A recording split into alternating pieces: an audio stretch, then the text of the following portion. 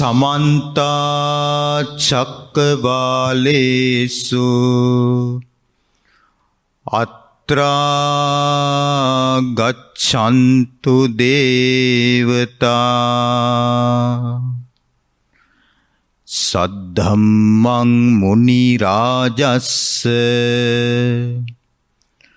सुनन्तु सग्गमुखदं धम्मස්සවන කාලෝ අයං භදන්තා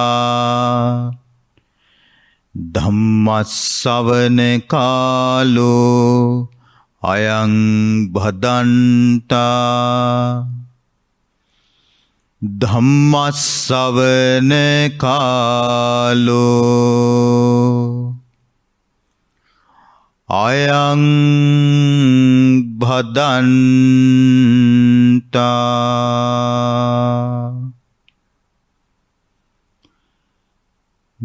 නමෝ තස්ස භගවතෝ අරහතෝ සම්මා සම්බුද්දස්ස නමෝ තස්ස භගවතෝ අරහතෝ සම්මා සම්බුද්දස්ස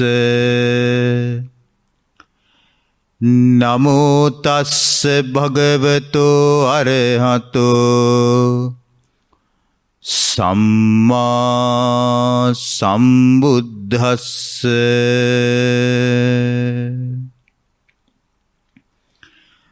සුත්තන්ත පිටකේ සංයුත්ත නිකායේ සඝාත වග්ගෝ දේවතා සංයුත්තං සතුල්ලප කායික වග්ගෝ සද්ධා සුත්තන්ති.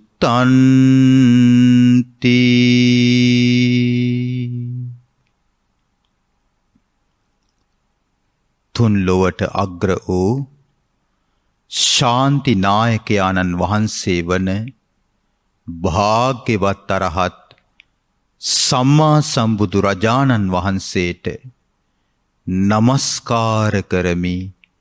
නමස්කාර වේවා. මහා කාරුණික භාග්‍යවතුන් වහන්සේ විසින් මහා කරුණාව උපදවා දේශනා කොට වදාළ උතුම් ශ්‍රී සද්ධර්මයටද නමස්කාර කරමි. නමස්කාර වේවා. ලෝකනාථයන් වහන්සේ වන උතුම් බුදුරජාණන් වහන්සේගේ ආර්ය මහා සංඝරත්නයටද නමස්කාර කරමි. නමස්කාර වේවා. ගරුතර මහා සංඝරත්නයේ අවසරයි. ශ්‍රද්ධාවන්ත ධර්ම ශ්‍රවණාබිලාසී කාරුණික පින්වතුනි, බෞද්ධයා රූපවාහිනිය තුලින් මේ මොහොතේ දැන් ඔබ ශ්‍රවණය කිරීමට සූදානම් වන උතුම් ධම් දෙසුමට තම සදැහැති දායකත්වයේගෙන කටයුතු කරන ලබන්නේ මේ රටේ මේ වර්තමානයේ පවතින වසංගත රෝගී තත්ත්වයන් හමුවේ අපට දෙවිවරු පිරිසක් වගේ පිහිටවන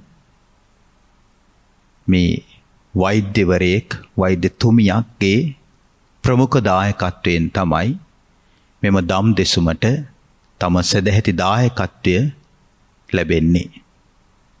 ඉතින් පළමුව වෛද්‍යතුමාටත් වෛද්‍යතුමියටත් අපි සෙත්පතා ආශිර්වාද කරනවා. ඔබ දෙපළ විසින් සිදු කරනු ලබන මෙම ධර්ම දානමය කුසලයේ ඔබ දෙපළ ඇතුළු පවුලේ දුවා දරුවන් වන හැම දිනාටමත් ඔබගේ ඥාතීන් හිතයිසීන්ටත් චතුරාර්ය සත්‍ය අවබෝධය පිණිසම මහෝපකාරී වේවා කියලා. පින්නතුනි, බුදුරජාණන් වහන්සේගේ ධර්මය තිබෙන්නේ හිතන්නට පුළුවන් මිනිස්සුන්ට. මනුෂ්‍යයන්ට උපදිනකොටම ලැබෙනවා හිතීමේ හැකියාව. කුමක් හිතීමේ හැකියාවද? හොඳ, නරක, යහපත, අයහපත, පින්, පව්, කුසල්, අකුසල්, හොඳ, නොහොඳ, ධර්මය, අධර්මය, කල්පනා කළ යුත්තේ මොකද්ද, කල්පනා නොකළ යුත්තේ මොකද්ද කියන ඒ හිතීමේ හැකියාව ලැබෙන්නේ උපතින්මයි.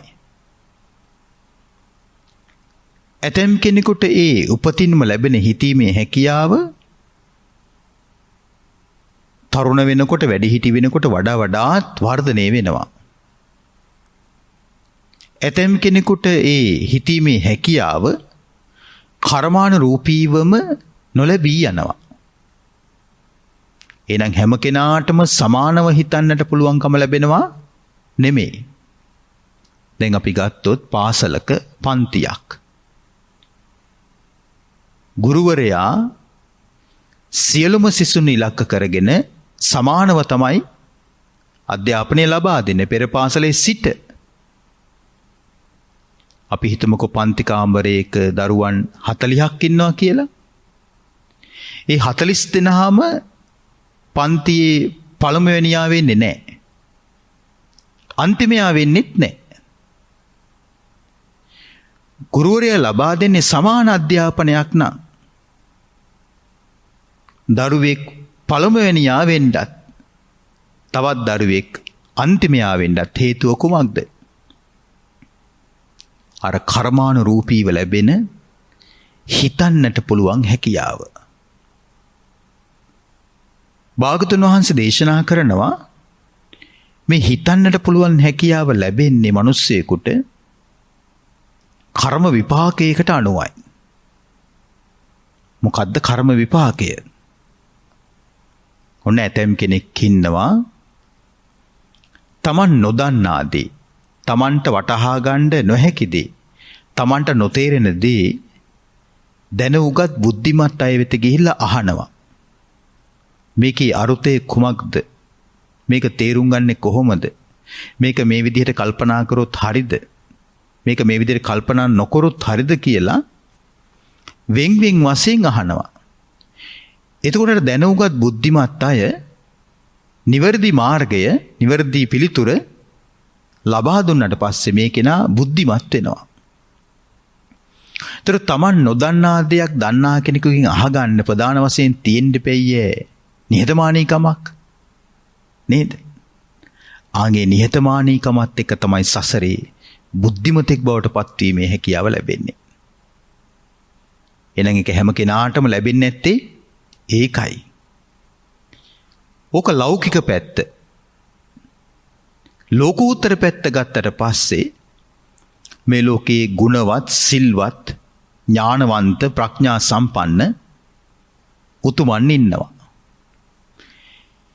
කෙනෙක්ගේ ශ්‍රමණ බමුණන් ළඟට ගිහිල්ලා අහනවා කිම්බන්තේ කුසලං, ස්වාමිනී කුසලයේ කුමක්ද? කිම්බන්තේ අකුසලං, ස්වාමිනී අකුසලයේ කුමක්ද? කිම්බන්තේ සාවජ්ජං, ස්වාමිනී වරද කියලා කියන්නේ මොකද්ද? කිම්බන්තේ අනවජ්ජං, ස්වාමිනී නිවරද කියලා කියන්නේ කුමක්ද? ස්වාමිනී කුමක් දියුණු කරාමද කෙනෙකුට මරණින් මතු සුගති ලෝකයේ උපදින්නට පුළුවන්කම ලැබෙන්නේ?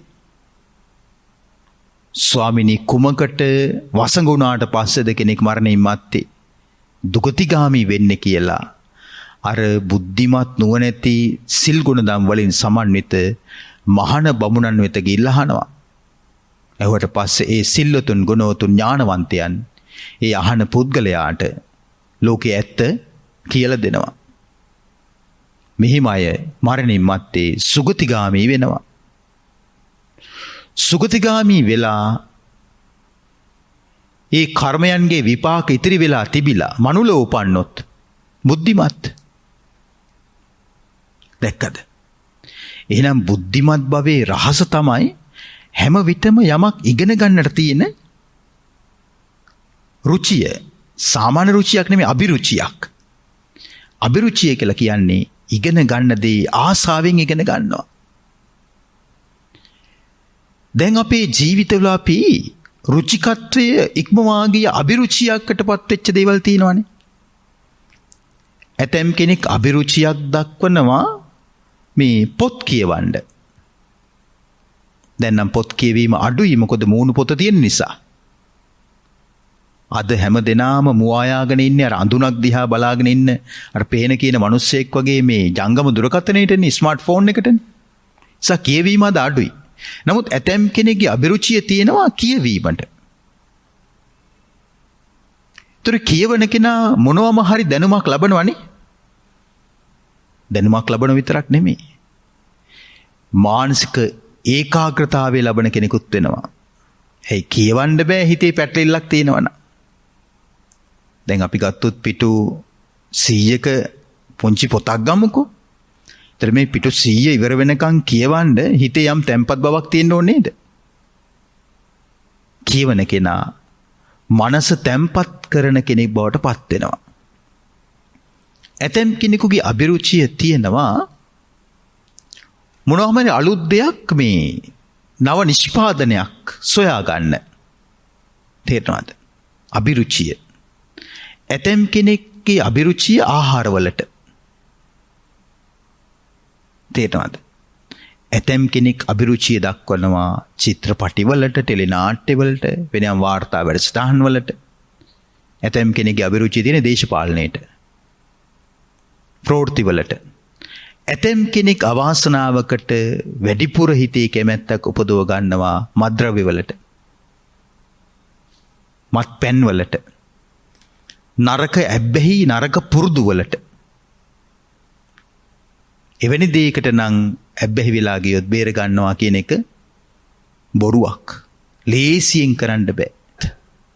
අමාරුයි. ඒක නිසා පින්නතුනි අපේ ජීවිතවල මේ හිතන්නට පුළුවන් හැකියාවෙන් අපිට ලබාගත හැකි ලොකුම ජයග්‍රහණය මොකද්ද?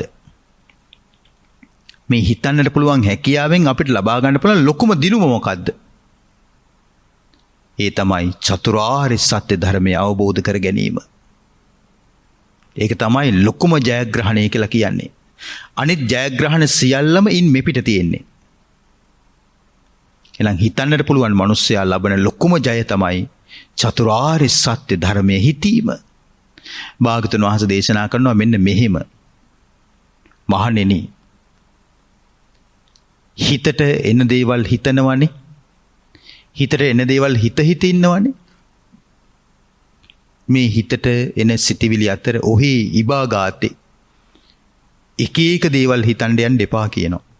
මොකද කෙලෙස් සහිත කල්පනාවන්ට හිත වැටුණට පස්සේ ඒ කෙලෙස් සහිත කල්පනාවන්ගෙන් අපිට අපිව කොහේ අරගෙන යාවිද දන්නේ නැහැ. නමුත් හිතනව නම් ඔබ හිතන්න මෙය තමයි දුක. මේක තමයි දුකට හේතුව. මේක තමයි දුකේ නැතිවීම. මේක තමයි දුක නැති වෙන මාර්ගය. එහෙනම් හිතන්න කිව්වේ මොකද්ද? චතුරාර්ය සත්‍ය. ඒ චතුරාර්ය සත්‍ය කියන කරුණු හතරම හිත කර කර යන්න තියෙන එකක්. තේරෙනවද? කල්පනාවම මුල් කොට යන්න තියෙන එකක්. දැන් මේ කල්පනාවේම දියුණු පැත්ත තමයි සම්මා සති කියලා කියන්නේ. සිහිය කියලා කියන්නේ. ඉතින් ඔබේ ධර්ම මාර්ගයට උපකාරී වෙන උතුම් ධර්මානුශාසනාවක් අද ඔබට ශ්‍රවණය කරන්නට ලැබෙනවා. සූත්‍ර පිටකයේ සංයුක්ත නිකායේ සගාත වග්ගයේ දේවතා සංයුක්තයේ සතුල්ලප කායික වග්ගයට අයත් සද්ධා සූත්‍රය.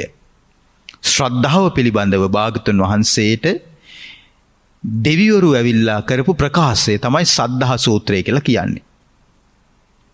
ඒ කාලේ අපගේ භාගතුන් වහන්සේ සවැත් නුවර ජේතවනාරාමේ වැඩ ඉන්නකොට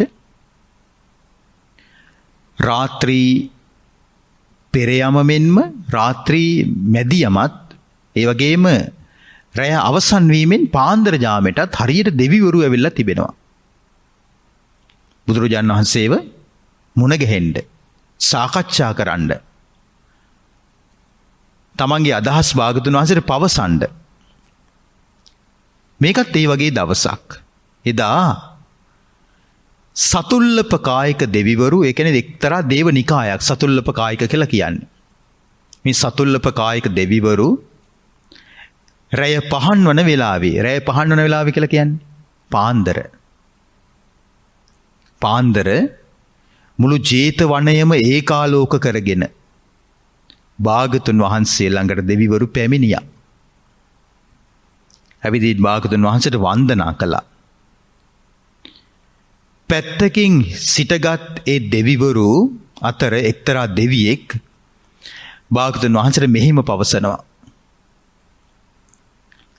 ශ්‍රද්ධාව තමයි මිනිස්සෙකුට දෙවැන්නා බවට පත්වන්නේ.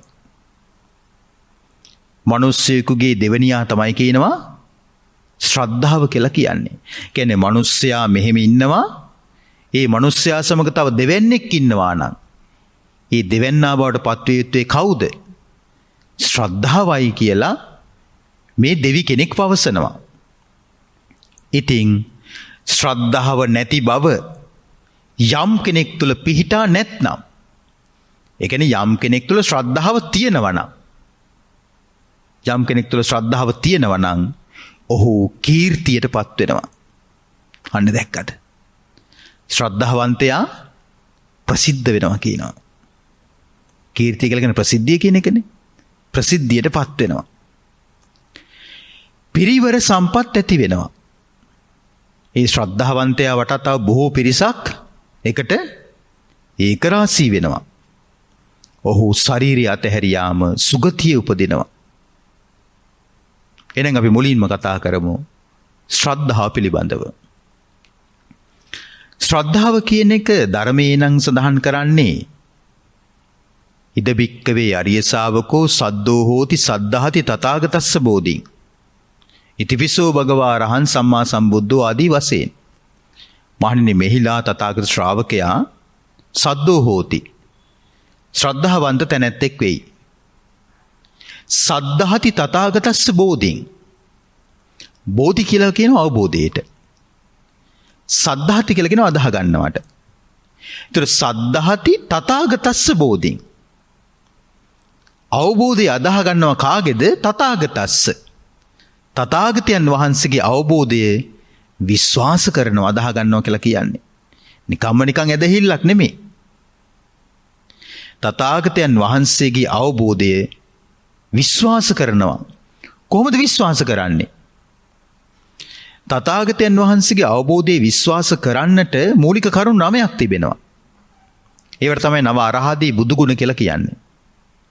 තථාගතයන් වහන්සේ කියලා කියන්නේ නිකලෙස් උත්තමයෙක්.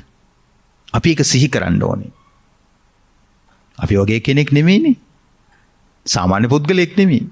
මිනිස්සෙක්. හැබැයි මිනිසුන් අතර උත්තම මිනිස්සෙක්.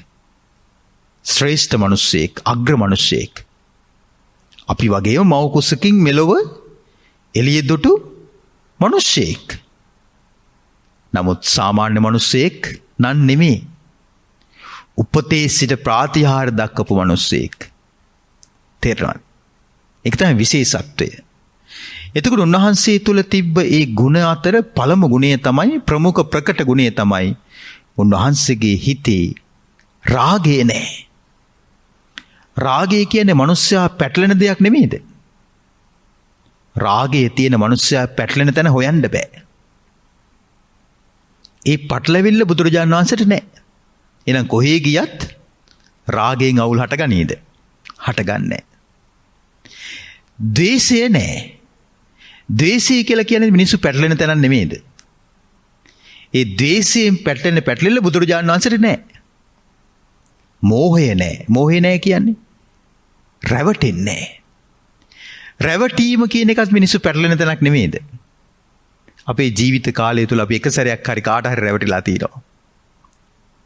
නැද්ද? එක්ක යාළුවෙකුට, එක්ක පෙම්වතාට, එක්ක පෙම්වතියට, එක්කෝ තමන් විවාහ වෙච්ච ස්වාමි පුරුෂයාටම, බිරිඳටම, නේද?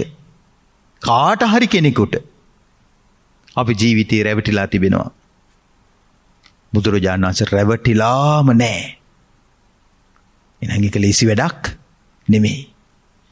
රාගයක් නැහැ, ද්වේෂයක් නැහැ, මෝහයක් නැහැ.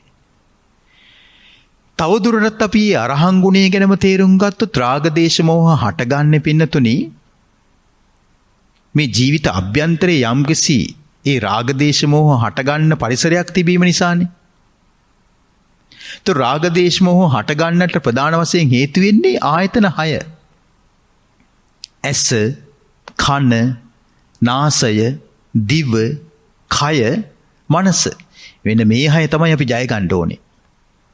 ඇස් දෙක කියලා කියන්නේ රාගයට, ද්වේෂයට, මෝහයට තෝතැන්නක්. ඒකනේ දැකලා වෙලා රැවටෙන්නේ අපි. කන කියලා කියන්නේත් රාග දේශ මෝහ හැදීමට තෝතැන්නක්. ඒකනේ අහලා රැවටෙන්නේ. නාසය කියලා කියන්නේ රාග දේශ මෝහ වලට තෝතැන්නක්. ඒකනේ ආග්‍රහණය කළ රැවටෙන්නේ. කොටිම ආග්‍රහණය කළ රැවටීම ගැන අපි සරල එකක් ගමුකෝ. ඔන හඳුන් කූරු පෙට්ටියක් ගන්න ඕනේ. දැන් අපි හඳුන් කූරු පත්තු කරලා බලනව නෙමෙයිනේ. අපි හඳුන් කූරු ගද්දි මොකද්ද කරන්නේ? පැකට්ටුවට නාසය ලං කරලා බලනවනේ. හොඳ එකක් සැන්ඩල් කියනවා. හොඳම ජෙස්මින්. වෙලෙන්දෝ දෙන්නෙත් එහෙමයි. පත්තු කරලා බලනකොට නිකන් ගොම. දුමක් යනවා, සුවඳක් නැහැ. දැක්කද? එහෙම දේවල් සිද්ධ වෙනවා. රාග දේශ මෝහ හට ගැනීමට තෝතැන්නක් තමයි නාසය කියලා කියන්නේ. ඒතර මේ ගඳ සුවඳ ඔස්සේම අපි හොඳම සුවඳක් නම් අහු වෙනවා. අපි බලාපොරොත්තු වෙච්ච සුවඳ නැත්තම් ගැටෙනවා. එහෙම නැත්තම් මෝහණයටපත් වෙන්නත් පුළුවන්. තේරෙනවද? දිවත් එහෙමයි. රාග දේශ මෝහ වලට තෝතැන්නක්. රසයට අහුවෙන්නේ නැද්ද? අර රසයට අහුවෙච්ච විස්තරයක් තියෙනවනේ අර චූලකාල මහාකාල මහරහතන් වහන්සේලා කතාවේ. අයියා මලෝ දෙන්නෙක් මහණ වුණා. අයියා මහාකාල මල්ලි චූලකාල. අයියා පැවිදිව ගුණ පුරලා රහත් වුණා. මල්ලි ඔහේ හිටියා මහණ වෙලා. දැන් ගෙවල් වලින් සැලැස්ම මේ අය තරුණ කාලෙම මහණ වෙන්න ගියා. ටික දවසකින් මහණකම එපා වෙලා එන්නේ නැතේ. තියාගන්නකෝ ගෙදර කියලා දෙන්නටම දානයකට ආරාධනා කළා. එතකොට චූලකාල ස්වාමින් වහන්සේට අයියා ස්වාමින් වහන්සේ වඩින දවසේ වඩින්න බැරි වුණා. කියන්නේ මහා කාල ස්වාමීන් වහන්සේ වඩින දවසේ. කලින් දවසේ මහා කාල ස්වාමීන් වහන්සේ වැඩියා. හොඳට දන් පැන් රස කැවිලි අතුරුපස සහිතව පූජා කළා. ඊට පස්සේ පුණ්‍යානුමෝදනා කළා නැකිට්ටා. වැඩම කරන්න. ඒව බෑ කිව්වා. මේ දාන්ට ආරාධනා කළේ ආයි යවන්න නෙමෙයි කිව්වා. ගෙදර තියාගන්න කිව්වා. මහා කාල ස්වාමීන් වහන්සේ ඉර්ධි බලයෙන් ආකාශයෙන් වැඩියා. මේ හිතක් දියුණු කරාට පස්සේ කරන්න පුළුවන් දේවල්. ඒක මෙහෙමයි තේරුම් ගන්න. 이르දි බල කෙනෙක් තේරුම් ගන්න මෙහෙමයි. දැන් සාමාන්‍යයෙන් අපිට තියෙන ගොරෝසු ශරීරනේ. ඒතර අපිට හිතේ කොහොමද ආසෙන් යන්නේ කියලා. ඇයි අපි හැම විටම අර තාර්කිකවනේ හිතන්නේ. ජලය ගන්නකො. ජලයේ සාමාන්‍ය ඇල් ජලයේ හැටියට තියෙනකොට ටිකක් ඝනයිනේ. සිසිලයි. ඒ ජලයේම අපි අධිශීතකරණ එක දැම්මොත් මොකද වෙන්නේ? අයිස් කැට වෙනවා. ඒ ජලයේම රත් කරොත් එහෙම රත් වෙනවා. රත් වෙලා වැඩි වුණොත් වාෂ්ප වෙලා නිකුත් වෙනවනේ. හිතත් ඔය වගේ. හිතේ භෞතික ස්වභාවය තමයි අපි දැන් මේ දකින්නේ. තේරෙනවද? නමුත් මේ හිත දියුණු කළාට පස්සේ මේ හිත පුදුම විදිහට තුනී වෙනවා. සියුම් වෙනවා. ඊට පස්සේ තමයි 이르දි බල ප්‍රාතිහාර්ය පාන්නට පුළුවන්කම ලැබෙන්නේ. ඉතින් ඒක නිසා දැන් මහා කාල ස්වාමීන් වහන්සේ අහසින් වැඩියා. දැන් දැනගත්තා හාමුදුරුවෝ හිත දියුණු කරලා. එසේ මෙසේ කෙනෙක් නෙමෙයි. දැන් බලහන් ඉන්නවා. දෙවෙනි දවසේ එනකන්. දෙවෙනි දවසේ එන්නේ කවුද දැන්? චූලකාල. මල්ලි එන්නේ දෙවෙනි දවසේ. දන් පෙන් පූජා කළා. රස කැවිලි අතුරුපස ඔක්කොම පූජා කළා. කුස පිරෙන්නම වැළඳුවා. දැන් ඔන්න කුස පිරෙන්න වැළඳුවා ඊට පස්සේ දැන් මත් වීමක් ආවා. ආහාර මතේනවනේ. ගෙදරින් කිව්ව දැන් ඉතින් ආයෙ ගිහිල්ලා හරියන්නේ නැහැ. මෙහාට වෙලා ඉන්න අපිටත් නැහැනේ කවුරුත්. ලොකු කෙනාව නවත්ත ගන්නත් බැරි වුණානේ. වහන්සේවත් දැන් මෙහෙට ඇවිල්ලා ඉන්න කිව්වා. අපේ මේ කටයුතුත් එක්ක. හායි කිව්වා. අහු වුණා. දැක්කද? රසයට අහු වෙන්නේ නැද්ද? රසයට අහු වෙනවා. ඇතැම් පුරුෂයන් ඇතැම් ස්ත්‍රීන්ට අහු වුණේ රූපේ ලස්සන නිසා නෙමෙයි. රහට උයන්න පුළුවන් නිසා. අපිට හිතෙන්නේ නැති එකක්. ඊටසේ දෙමව්පියොත් කියන උඹට මොනවා නැතත් රූපෙන් ලස්සන කෙනෙක් නොලැබුණත් මැරෙනකම්ම හොඳට බත් ටික රහට කන්න පුළුවන් කෙනෙක් හම්බුණා කියලා සතුටු වෙයන් කියලා කියනවා. දෙමව්පියෝ පිරිමියාගේ පැත්තෙන්. දැක්කද? අහු වෙන තැනක් අපි හිතන්නේ. කයට දැනෙන පහසටත් අහු වෙනවා. ඒ කියන්නේ රාග දේශ මොහ හට ගන්නවා. තෝතැන්නක්. මේ හැම අකුසලයක්ම උද්දීපනය වෙන්නේ මනස තුල. මනස තුල තමයි ගබඩා වෙන්නේ.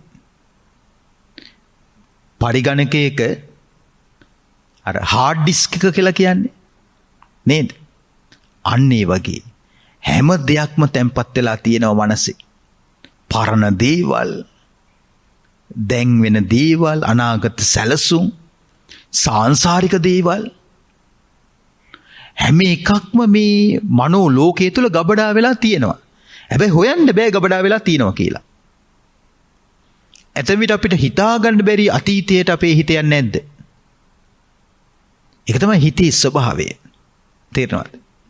භාගතුන් වහන්සේට ඒ ඇස කන නාසය දිව කය මනස ඔස්සේ කෙලෙස් අවුල හටගන්නේ නිකෙලෙස්. කොච්චර පිරිසිදු හිතක් තියෙන්න ඕනද එතකොට? ඒ පිරිසිදු හිතෙන් තමයි උන්වහන්සේ ලෝකෙට සේවාව කළේ. ඇයි ඒ බුදු හිතේ අපේක්ෂාවක් නැහැ. අපේක්ෂා භංග වීමක් නැහැ. ආර්යා මට බලාවි, මට සලකාවි, මගේ පස්සෙන් ඒවි, මට වග කියාවි, මට අමාරු කාලෙක මට පිහිට වේවි. දැන් ඔය වැඩිහිටියෝ කියන්නේ මට මොකෝවත් ඕනේ අන්තිම මොහොතේ වතුර උගුරක් දෙන්න කෙනෙක් හිටිය නම් ඇති කියලා. මොකටද වතුර උගුරක්? ලීටර් ගාණක් දැම්මම බොන එකයි ඇත්තේ. අවසාන මොහොතේ වතුර උගුරක් බලාපොරොත්තු වෙන එක නෙමෙයි කරන්න ඕනේ. දැම්මම හොඳට වතුරම බොන්න ඕනේ.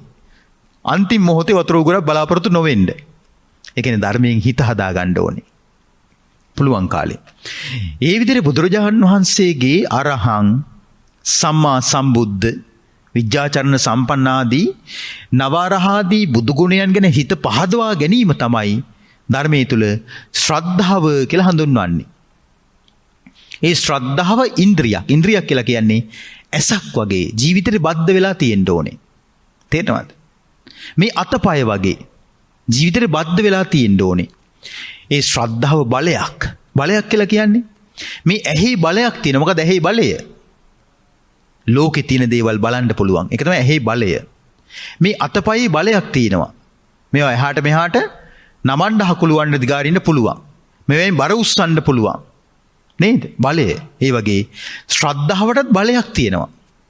ශ්‍රද්ධාවේ බලය තමයි ඒ ශ්‍රද්ධාවෙන් අපිව සසර දුකින් අත්මුදවන්න පුළුවන්. එහෙනම් ඒක සුළුපටු බලයක් නෙමෙයි, ලොකු බලයක්. ශ්‍රද්ධා බලය. සද්ධාව කියන්නේ තව පැත්තකින් සද්ධා සම්පදා, සම්පත්තියක්. දැන් අපේ ජීවිතේ අපේ සම්පත්තීන් තියෙනවනේ. ඉඩම්, යාන වාහන නේද? තියෙන දීපල වස්තුව. ඒ විතර දරු සම්පත්තිය. මේ මගේ සම්පත කියලා අපි කියනවනේ. ශ්‍රද්ධාවත් මිනිස්සුෙකුට සම්පත්තියක්. සද්ධා ධනං. ශ්‍රද්ධාව කියලා කියන්නේ වත්කමක්. තේරෙනවද? ශ්‍රද්ධාව කියලා කියන්නේ වත්කමක්. සද්ධාව කියලා කියන්නේ පින්නතුනි සද්ධා බීජං. බීජයක් වගේ. බීජයක් වගේ කියලා කියන්නේ පැලවීමට නියමිත එකක්. පැලවීමට සුදුසු එකක් බීජ කියලා කියන්නේ. දැන් බිත්තර වී කියලා කියනවනේ අපි. එනේ වී වල බීජනේ, වී බීජ. නේද? ඒ වගේ එළවලු වර්ග වල බීජ තියෙනවා. පුංචි පුංචි අබෑට වගේ බීජ වර්ග. ඒ බීජ ගෙනල්ලා මේ විසිරුවා හැරියට පස්සේ තමයි ජලයේ පොහොර හිරු එළිය ලැබුණාට පස්සේ අස්වැනු ලබා ගන්නෙ.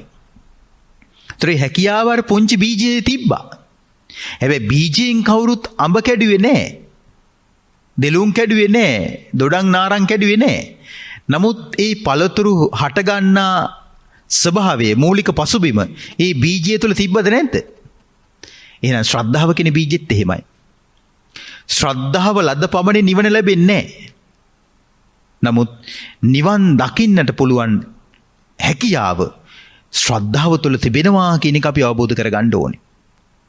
ශ්‍රද්ධාව කියලා කියන්නේ බුදුරජාණන් වහන්සේ හරි කියන අදහස කෙටියෙන්ම කිව්වොත්. බුදුරජාණන් වහන්සේ හරි. උන්වහන්සේ ගත තීරණ හරි. උන්වහන්සේ කරපු දේ හරි. උන්වහන්සේ පවසපු දේ හරි. උන්වහන්සේ හිතපු විදිය හරි. ඔකයි ශ්‍රද්ධාව කියලා කියන්නේ. දැන් ශ්‍රද්ධාව කියන එක අපි ලෞකිකව ගිහි ගෙදර ගත කරන ඔබට ගත්තොත් එහෙම දැන් බලන්න. අපි ඕනෝන් තුළ මොනවා තිබ්බත් ඕනෝන් තුළ විශ්වාසයක් නැත්තම් අපිට එකිනෙකා කෙරේ විශ්වාසයක් නැත්තම් පුළුවන් දෙකට පෑහිලා ජීවත් වෙන්න බෑ. කොටින්ම විශ්වාසයක් නැත්තම් තව කෙනෙක් දෙන වතුර වීදුරුවක් බොන්නට හිතෙන්නේ නැහැ. ඇයි ඒ විශ්වාසයක් නැහැ. තව කෙනෙක් ගෙනල්ලා දෙන ව්‍යංජනයක් බත් මුලක් අනුභව කරන්න හිතෙන්නේ නැහැ. විශ්වාසයක් නැහැ. තව කෙනෙක් අපිට මොනවා හරි උපකාරයක් කරා කියමුකෝ. අපි තුන් වටිනා දෙයක් දුන්නා. නමුත් ඒ දුන්න පුද්ගලයා කෙරේ අපිට විශ්වාසයක් නැහැ. ඒතර අපි මොකද කියන්නේ? නෑ මට ඕනේ නෑ වටිනෝ තමයි උනාට මට වැඩක් නෑ. අපි එහෙම කියනෝනේ. එතෙවිලි විශ්වාසවන්තයා නොවටිනා දෙයක් දුන්නත් අපි බොහොම ආදරයෙන් ගෞරවයෙන් අනේ කොයිතරම් දෙයක්ද කියලා පිළිගන්නේ නැද්ද? විශ්වාසය කියන්නේ ඒ වගේ දෙයක්. තේරෙනවද? දැන් ওই විද්‍යාවන් ගත්තොත් එහෙම විශ්වාසයේ මතනේ පදනම් වෙලා තියෙන්නේ. තේරෙනවද? දැන් අපි ආශ්වාස කරන වාතය O2 ඔක්සිජන්. අපි O2 දැකලා නෙමෙයිනේ. ආශ්වාස වාතයේ ඔක්සිජන් තියෙනවා කියලා අපි දැක්කද? විශ්වාසය කියන්නේ වගේ එකක්. ප්‍රශ්වාස කරන වාතය CO2 carbon dioxide. Carbon dioxide කවුරු දැක්කේ නැහැ. නමුත් අපි දන්නවා අපි ප්‍රශ්වාස කරන්නේ කාබන් ඩයොක්සයිඩ් කියලා. ඒව විශ්වාසයේ මත පදනම් වෙන්නේ. හැබැයි බුදුරජාණන් වහන්සේගේ ධර්මය විශ්වාසයේ මතම පදනම් වෙන එකක් නෙමෙයි. බුදුරජාණන් වහන්සේගේ ධර්මයේ ඒ ශ්‍රද්ධාව සමග පෑහෙන තවත් එකක් තියෙනවා. ඒකට කියනවා ප්‍රඥාව කියලා. ශ්‍රද්ධාවයි ප්‍රඥාවයි සමාන්තරව යන්නේ. රේල් පිලි දෙක වගේ. දොම්රිය ගමන් කරන්නට රේල් පිලි දෙකක් ඕනේනේ.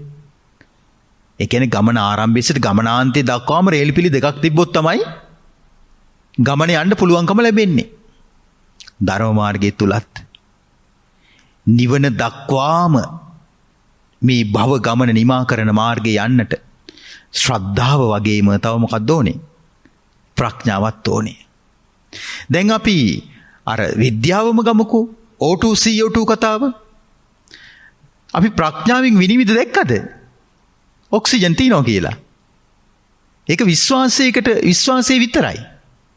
ඔන්න අපි හිතමුකෝ නව ලෝකයේ අලුත් විද්‍යාඥයෙක් කියනවා ඔය ඒ කාලේ ඔය මේ ඔක්සිජන් ආශ්වාස කරා කියලා හොයාගත්තට කාබන් ඩයොක්සයිඩ් ප්‍රශ්වාස කරා කියලා අපි හොයාගත්තට ඒක වෙනස්ලු. අපි ආශ්වාස කරන්නේ නයිට්‍රජන්ලු. ප්‍රශ්වාස කරන්නේ කාබන්ලු කියලා කියනවා. ප්‍රබල මතයක් ගොඩ නැගුණොත් ඒකට එන්නේ නැද්ද අපි? අර මතෙම ඉන්නේ නැහනේ. විද්‍යාව තුළ තියෙන මූලික સિદ્ધාන්ත තුනක්. තේරෙනවද? ඒ තමයි පරීක්ෂණ, නිරීක්ෂණ, නිගමන. බුදුරජාණන් වහන්සේගේ ධර්මයේ තුල පරීක්ෂණ තියෙනවා. නිරීක්ෂණක් තියෙනවා. නිගමන නැහැ. අවබෝධයක් තියෙන්නේ. නිගමනය කියන එක හැම නිතරම වෙනස් වෙන්න පුළුවන්. නිගමනය කියන එක සත්‍යයක් බවට පත් වෙන්නේ තවත් එකක් හොයාගන්නකම් විතරයි. දැන් මෙතන දොස්තර මහත්තයා දොස්තර නෝනා ඉන්නවා. අපි ගත්තොත් දැන් හිස රදේට සාමාන්‍යයෙන් ගන්න පැරසිටමෝල්. නමුත් පැරසිටමෝල් වලින් අතුරු ආබාධ හට ගන්න නැද්ද? හට ගන්නවා. ඒතර පැරසිටමෝල් අපිට හිස රදේට ඖෂධය බවට පත් වෙන පැරසිටමෝල් වලට වඩා වැඩි එකක් සමාජගත වෙනකන් විතරයි. තේරෙනවද? ඊට පස්සේ වෛද්‍ය නිර්දේශයක් එනවා පැරසිටමෝල් භාවිතා කරන්න එපා. ඕක අතුරු ආබාධ වලට හේතුවක්. දැන් මොකද කරන්නේ? මුළු සමාජයක්ම ඒක ප්‍රතික්ෂේප කරනවා. බුදුරජාණන් වහන්සේගේ ධර්මයේ තුල අවබෝධයක් තියෙන ප්‍රතික්ෂේප කිරීමක් නැහැ. ඒක සත්‍යයක්. ඒක තමන් තුලින්ම දකින දෙයක්. කියන්නේ බුදුරජාණන් වහන්සේ කිව්ව නිසා නෙමෙයි. බුදුරජාණන් වහන්සේ දේශනා කරපු නිසා නෙමෙයි. තමන්ට අත්දකින්න පුළුවන්. ඒ වගේ ගැඹුරක් මේ ධර්මයේ තුල තිබෙනවා. ඒතර මේ දෙවියා කියනවා ශ්‍රද්ධාව තමයි මිනිස්සයාට දෙවන්නා වෙන්නේ. ඉතින් ශ්‍රද්ධාව නැති බව යමෙක් තුල පිහිටා නැත්නම් ඔහු කීර්තියටපත් වෙනවා. ශ්‍රද්ධාවන්තයා කීර්ති නාමේ දිනා ගන්නවා කියනවා. අපි උනත් ශ්‍රද්ධාවන්තයෙකුට කැමති නැද්ද? නේද? දැන් අපි වැඩ කරන ආයතනවල උනත් යම් කෙනෙක් සදහැසිතින් කටයුතු කරන අපි ඒ මනුස්සය අපිට ප්‍රියයි නේද? එහෙනම් ඒක මේ ධර්මයක් අනුව සිද්ධ වෙන වැඩපිළිවෙලක්. හේතුඵල වැඩපිළිවෙලක්. ශ්‍රද්ධාවන්තයාගේ ಗುಣ කතාව පැතිරෙනවා කියන එක ධර්මයෙන් සිද්ධ වෙන දෙයක්. පිරිවර සම්පත් ඇති වෙනවා. ඒ ශ්‍රද්ධාවන්තයාට අපිරිසක් එකතු වෙන්නේ නැද්ද? උන අපි හිතමු ශ්‍රද්ධාවන්තය මොකක් හරි පින්කමක් කරන්න හදනවා. කියනවා මම පින්කමක් කරන්න හදන්නේ. ඔයාලා තවුල් වෙන්න. හොඳයි කියලා අපිට පුළුවන් උපරිමයෙන් අපි කරනවනේ. දැක්කද? එහෙනම් පිරිවර ලැබෙනවා කියන එකත් සදහැවත් කෙනෙකුට ධර්මයට අනුව සිද්ධ වෙන වැඩපිළිවෙලක්. ඒතර මෙහි සඳහන් කරනවා එහෙම ඒ ශ්‍රද්ධාව ඇති කරගන්න කෙනෙක් මරණයට පස්සේ දෙවියන් අතරට යනවා කියනවා. එහෙනම් ඒකත් සිද්ධ වෙන දෙයක්. දැන් මේකදී අපිට කරුණු දෙකක් අත්දකින්න ලැබෙනවා. ඒ තමයි ශ්‍රද්ධාවන්තයා කීර්තියටපත් වෙනවා කියන එක අපි දන්නවනේ. අපි අත්දැකලා තියෙනවනේ. ශ්‍රද්ධාවන්තයාට පිරිවර සම්පත් ඇති වෙනවා කියන එකත් අපි අත්දැකලා තියෙනවනේ. ඒතර මෙහි අපි අත්දැකලා නැති එකක් තියෙනවා. මොකද්ද? මරුණාට පස්සේ දෙවියන් අතරට යනවා කියන එක. එහෙනම් ඔබ හිතන්නේ ඒක වෙන්නේ නැහැ කියලාද? ඒක වෙනවා. මැරිච්ච කෙනා දිව්‍ය ලෝකෙන් ඇවිල්ලා අපිට පණිවිඩ කියලපු නිසා අපි මේක පිළිගන්නව නෙමෙයි. දැන් අපි අර ආශ්වාස වාතයේ ඔක්සිජන් තියනවා කියන කතාව දැකලා පිළිගත්තා නෙමෙයිනේ. ප්‍රශ්වාස වාතයේ CO2 තියනවා කියන එක දැකලා පිළිගත්තා නෙමෙයිනේ විශ්වාසෙන්නේ. එහෙනම් මෙවැනි කාරණාත් අපි ශ්‍රද්ධාවෙන් තමයි අවබෝධ කරගන්න ඕනේ. හැබැයි අපිට අත්දකින්නට ලැබෙන කාරණාත් තිබෙනවා. ඊට පස්සේ තව දෙවි කෙනෙක් පවසනවා මෙහෙම. ක්‍රෝධය අතහරින්න ඕනේ කියනවා. මාන්නේ විශේෂයෙන්ම දුරු කරන්න ඕනේ කියනවා. හැම බන්ධනයක්ම ඉක්මවා යන්නත් ඕනේ කියලා කියනවා. දැන් ඒ කාරණා ටිකත් අපි නිරවුල් කරගමු. ක්‍රෝධය අත්හරින්න ඕනේ. මිනිස්සෙක් වුණාම මොකද්ද ක්‍රෝධය? යම්කිසි අසාධාරණයක්, අකටයුතුකමක්, මොනවාම හරි අලාභයක්, පාඩුවක් තමන්ගේ පැත්තෙන් උනාට පස්සේ මේක හිතේ පිහිටනවා. දැන් මේක හිතට වද දෙනවා. අපිට අලාභයේ පාඩුව නපුරු කරපු පුද්ගලයාට ක්‍රියාත්මක වන්නත් අපිට බෑ. එයාට එරෙහිව නැගී හිටින්න බෑ අපිට. අපිටම එයා ප්‍රබල චරිතයක්. එමෙන් දැන් ටිකක් හොඳ නැති කෙනෙක්. අපිට පෑහෙන්න යන්නෙම නෑනේ. නමුත් වෙච්ච සිද්ධිය අපේ හිතේ තියෙනවද නැද්ද? දැන් උන ආරංචි වෙනවා යා මෙහිම දෙයක් කරනවලු. අපි හිතමුකෝ ඒ අපේ හිතේ ගැටනේ තියෙන කෙනා හොඳ වැඩක් කරනවා කියලා. බොහෝ විට අපි කරන අනුමෝදන් වෙන එක නෙමෙයිනේ. ඔය මිනිහා ඔය හොඳ වැඩ කරන්නේ ඔය බොරු මූණ පෙන්නගෙන. ඔය මිනිහා අපිට කරපු එක අපි දන්නවන්නේ. එතකොට ඒ හිත ඇතුලේ තියෙන්නේ මොකද්ද? ඒකට කියන ක්‍රෝධය කියලා. ඊට පස්සේ අපේ විරුද්ධවාදීන්ගේ දරුවෝ හොඳට ඉගෙන ගන්නවා. හරි? ඒතර ක්‍රෝධයේ තියෙන කෙනා මෙහෙම හිතනවා කියනවා. ඔය ළමයි ඔය ඉගෙනගෙන ලොකු මිනිස්සු වෙලා ඔය අම්මව තාත්තව පාට ඇදලා දානවා. ක්‍රෝධය තේරෙනවද? ඕන අපේ විරුද්ධවාදීන් ලස්සනට දියුණු වෙලා ඉන්නවා. කුඩු විකුල්ලා වෙන්නේ නැති. දැන් ලංකාවේ මිනිස්සු හරියට කියන එකක් නේ. ඒ වගේම කුඩු විකුණන අයත් හරියට ඉන්නවා. නේද? දැන් මේ මාධ්‍ය තුල අපිට දකින්න ලැබෙනවනේ. විශේෂයෙන් මේ ප්‍රවෘත්ති වලට. ඒතර කෙනෙක් දියුණු වෙච්ච ගමන්ම අපිට ඒක දරා ගන්න බැරි නම් එතන ඉරිසියාවට වඩා අභ්‍යන්තරේ තව එකක් තියෙනවා. ක්‍රෝධය.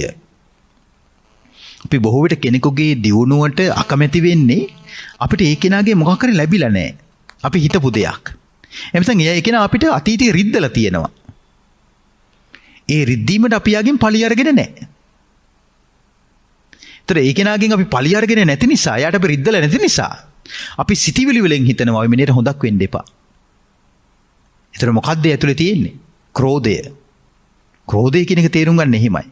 ඒතර මේ දෙවි කෙනා කියනවා ක්‍රෝධය අත්හරින්න ඕනේ. විශේෂයෙන්ම අත්හරින්න ඕනේ කියනවා මාන්නය. මොකද්ද මාන්නය? අපි මේ ජීවිතයට ගැට ගැහිලා ඉන්නවා. අපි මේ ජීවිතයට ගැට ගැහිලා නෙමෙයි ඉන්නේ. කොහොමද ගැට ගැහිලා ඉන්නේ?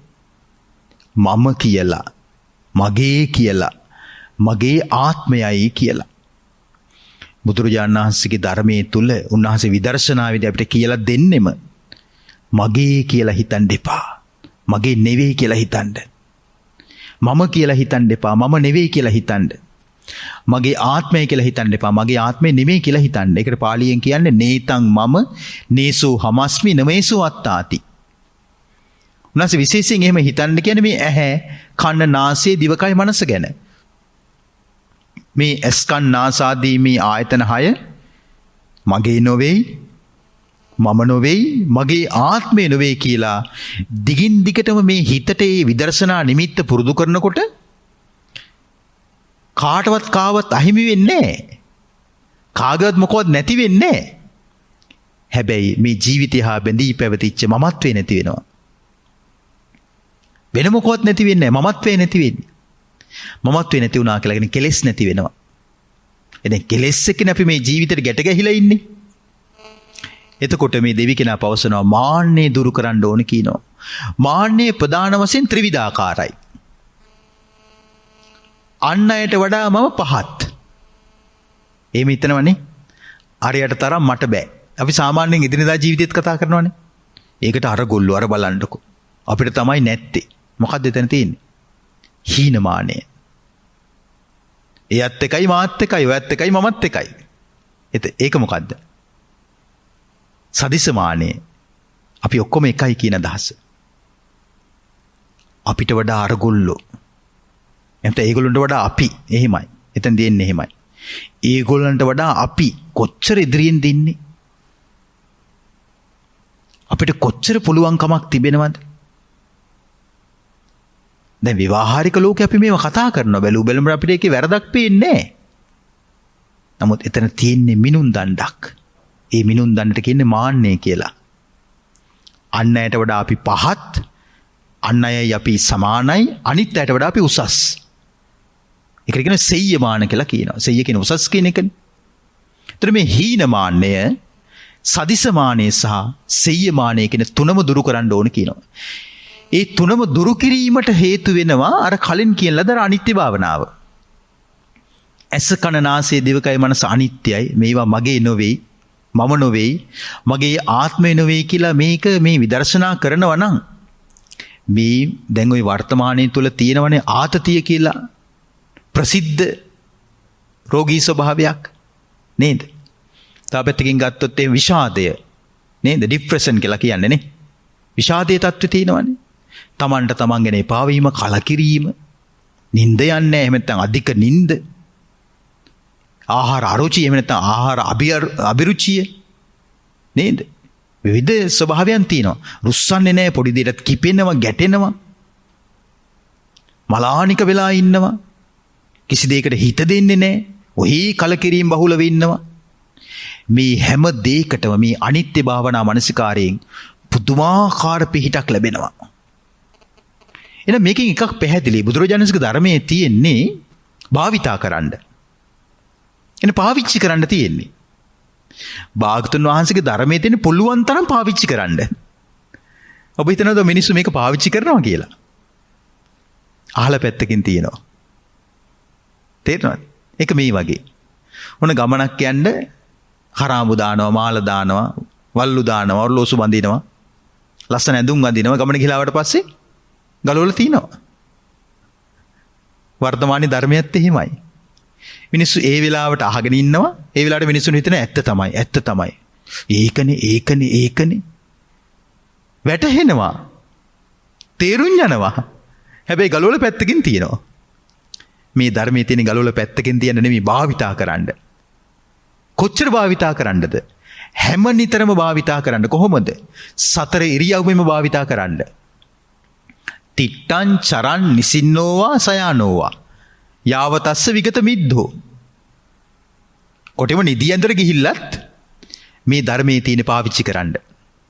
ඔහේ ඉබාගාත හිතේ තින්න එපා කියනවා. හිතනවා නම් හිතන්න කියනවා කුසල් සහගත අරමුණක්. ඒතර මේ දෙවි කෙනා පවසනවා නාම රූප දෙකේ නොඇලෙන කෙලෙස් රහිත ඒ රහතන් වහන්සේ තුලට කෙලෙස් ගලා ඒමක් සිද්ධ වෙන්නේ නැහැ. බාල වූ ප්‍රඥා රහිත වූ මෙතන බාල කියලා කියන්නේ චතුරාර්ය සත්‍ය අවබෝධයක් නැති කියන අදහසෙන්. දැක්කද බාල කියන අදහස එදෙන තැන? චතුරාර්ය සත්‍ය අවබෝධයක් නැති බාල කෙනා ප්‍රඥා රහිත කෙනා එහෙම ඒ සාමාන්‍ය ජනතාව ඉන්නේ ප්‍රමාදයෙන්මයි කියනවා. ඒ කියන්නේ ධර්මාවබෝධය පැත්තකට වීසි කරලා කෙලවර මා මහ නිවන් සුව ලැබේවා කියලා තමයි කියන්නේ. එහෙම කියනවනේ. කෙලවර නිවන් සැප ලබන්න හදන්නේ. කවද්ද ඒ කෙලවරට යන්නේ? නේද? ඒ කෙලවරට යන දවස දන්නේ නැහැ. කවුරුත් නොදනි. නමුත් ප්‍රඥාවන්ත කෙනා අප්‍රමාදී බව සුරකින්නේ ශ්‍රේෂ්ඨ ධනයක් රකින්නෝ වගේ. Tamanගේ පරපුරෙන් ආපු Tamanට උරුමයක් තියෙනවා. වත්කමක් තියෙනවා. ආරක්ෂා කරනවද නැද්ද? ආන් ඒ වගේ කියනවා ප්‍රඥාවන්ත කෙනා අප්‍රමාදීව ධර්මයට කැප වෙන්නේ. ප්‍රමාද වෙන්න හොඳ නැහැ. මේ දෙවි කෙනා කියනවා ප්‍රමාද වෙන්න හොඳ නැහැ. කාමාශාවේ ඇලී වෙසෙන්න හොඳත් නැහැ. ඒ කියන්නේ මේ විනෝදෙම හොයාගෙන යන්න හොඳ නැහැ කියනවා. විනෝද හොයාගෙන ගියට පස්සේ මොකද වෙන්නේ? හෙම්බත් වෙනවා. මොනවාටම හරි පැටලෙනවා. අප්‍රමාදීව භාවනා කරන කෙනෙක් වෙන්න කියනවා. එහෙනම් පැවිදි අපි විතරක් නෙමේ. ගිහි ඔබත් ටික ටික හරි මේ අවුල් වෙන හිත තැම්පත් කිරීම පිණිස භාවනාවක් පුරුදු කරන්න ඕනේ. ඒක අවශ්‍යයි පින්නතුනි. දැන් ඇඟ හදා ගන්න පුළුවන් ජිම් එකට ගිහිල්ලා. මූණ හදා ගන්න පුළුවන් සැලූන් එකට ගිහිල්ලා. හිත හදා ගන්න බෑනේ ජිම් එකේ. හිත හදා ගන්න බෑ සැලූන් එකෙන්. හිත හදා ගන්න තියෙන්නේ. හිත හදන වැඩපිළිවෙලක යෙදිලා. ඒ හිත හදන වැඩපිළිවෙලට කියන භාවනාව කියලා. තේරෙනවද? එහෙම කෙනා තමයි කියනවා පරම සැපයටපත් වෙන්නේ. මොකද්ද පරම සැපය කියලා කියන්නේ? පරම කියන්නේ අග්‍රම ශ්‍රේෂ්ඨම උතුම්ම කියන දහසින්. තේරෙනවද? ඒ පරම සැපේ තමයි අමා මහා නිවන් සැප. නිබ්බානම් පරමං සුඛං කියලානේ කියන්නේ. ඒ පරම සුඛය වන නිවන් සුව ලබන්නට ඔබ හැම දිනාටම වාසනාව උදා වේවා. පුණ්‍ය අනුමෝදනාව. පානදුර පදිංචි වෛද්‍ය චමරි මුදලිගේ මහත්මිය සහ වෛද්‍ය ජගත් විතාන මහත්මයා ඇතුළු දූදරුවන් එකතුව මෙම ධර්ම දානමය කුසලයට තම දායකත්වයේ ලබාගෙන කටයුතු කරන ලබනවා. ඉතින් අපි මුලින් සඳහන් කරපු ආකාරයටත් පානදුරේ පදිංචි වෛද්‍ය චමරි මුදලිගේ මහත්මියටත් වෛද්‍ය ජගත් විතානගේ මහත්මාටත් දූදරුවන්ටත් මෙම ධර්ම දානමය කුසලයේ උතුම් චතුරාර්ය සත්‍ය අවබෝධයේ පිණසම හේතු වාසනා වෙත්වා. පිනතුන් බලාපොරොත්තු වෙන්නේ මීට වර්ෂ 8කට පෙර අභාවයටපත් කොස්ගම විසූ පී.කේ. මුදලිගේ පියාණන්ටත් මීට වසර 3කට ඉහතදී අභාවයටපත් වයි.කේ. මුදලිගේ මෑණියන්ටත් මීට වසර 2.5කට පෙර අභාවයටපත් කේ.එම්. සිරිසේන බාප්පාටත් නමින් මියගිය දෙපාර්ශ්වයේම සියලු ඥාති හිතයිසීන්ටත් පුණ්‍යානුමෝදනා කොට ඒ ඇත්තන්ගේ සසර ගමන සුවපත් එකක්ම වෙත්වා. නුදුරු ජීවිතයකදී සංසාර දුකින් අත් මිදී නිවන් සුව ලබත්වා කියන කාරුණික මෙත් සහගත සිතින් තමයි මියගිය ඥාතීන්ට පුණ්‍යානුමෝදනා සිද්ධ කරන්නේ. රැස්කල උදාරතර පුණ්‍ය ධර්මයෝ පිනැති පින් කැමැති සියලුම දෙවි දේවතාන් වහන්සේලා මේ පින් අනුමෝදන් වෙත්වා. දෙවියන්ගේ දිව්‍ය බලය අසීසුරු වඩ වඩාත් වර්ධනය කරගෙන දෙවියෝද සැපෙන් සැපයටපත් වෙත්වා. දෙවිවරුද අමා නිවනින් සැනසෙත්වා. දායක පින්නතුන් නමින් මෙන්ම ඔබ අප හැමදෙනා නමින් අභාවයටපත් සෑම සිළු ඥාතීන්ටත් රටදෑ සමය වෙනුවෙන් දිවි පිදූ වීරෝදාර රණවිරුවන්ටත් ශාසන හිතයිසීව වැඩ කටයුතු කරමින් සිට අපවත් වී වදාළ පූජනීය වන්දනීය මහා සංඝරත්නයටත් බෞද්ධ මාධ්‍යාලයේ නිර්මාතෘවර අපවත්ති වදල පූජනීය දරණාගම කුසල ධම්ම නාසමිඳුන් වහන්සේටත් මේ රුදුරු කොවිඩ්-19 වෛරස් වසංගතයේ හේතුවෙන් ලෝපුරා ජීවිතවලින් සමුගත් ලක්ෂ සංඛ්‍යාත සෑම සිළු දෙනාටමත් මේ රැස් කරපු හැම පිනක්ම භව ගමන සුවපත් කර ගැනීම පිණිසත් සංසාර දුක්ඛයන්ගෙන් අත් මිදීම පිණිසත් මේ සියලු පුණ්‍ය ධර්මයෝ හේතු වේවා වාසනාව වේවා. අපගේ උතුම් ගුරු දේවෝත්තමයන් වහන්සේලාටත් මහෝපාද්‍යයන් වහන්සේලාටත් ශ්‍රී සම්බෝධි මහා විහාරාධිපති නායක ස්වාමින් වහන්සේ ඇතුළු විහාරවාසී මහා සංඝරත්නයටත් ත්‍රිනිකායක සමස්ත මහා සංඝරුවන්ටත් රැස් කරපු සියලු පුණ්‍ය ධර්මයෝ අමා නිවන් පිණිසම පාරමී වේවා. වෛද්‍යතුමා වෛද්‍යතුමිය දරුවන් ඇතුළු දායකත්වයෙන් කටයුතු කරපු සම්බන්ධ වෙච්ච ඔබ සෑම සිළු දෙනාටමත් රටපුරා ලෝපුරා සද්ධර්මයේ ශ්‍රවණය කරපු බෞද්ධ සිළු දෙනාටමත් පොදුවේ සෑම සිළු දෙනාටමත් බෞද්ධ මාධ්‍යාලයේ කාර්යනේතු සමස්ත කාර්ය මණ්ඩලයටත් මේ රැස් කරපු සියලු පුණ්‍ය ධර්මයෝ මෙලව ජීවිත වාසනාවන්ත කර ගන්නටත් පරලොව ජීවිත වාසනාවන්ත කර ගන්නටත් චතුරාර්ය සත්‍ය අවබෝධයෙන් අමා මහ නිවන් සුව ලබන්නටත් හේතු වේවා වාසනාව වේවා. ආකාසට්ටා ච බුම්මට්ඨා දේවානාගා මහිද්దికා පුඤ්ඤන්තං අනුමෝදිත්වා චිරන් රක්ඛන්තු ශාසනං. ආකාසට්ටා ච බුම්මට්ඨා දේවානාගා මහිද්దికා පුඤ්ඤන්තං අනුමෝදිත්වා චිරන් රක්ඛන්තු දේශනං. ආකාසට්ටා ච බුම්මට්ඨා දේවානාගා මහිද්దికා පුඤ්ඤන්තං අනුමෝදිත්වා චිරන් රක්ඛන්තු ත්වං සදා. සාදු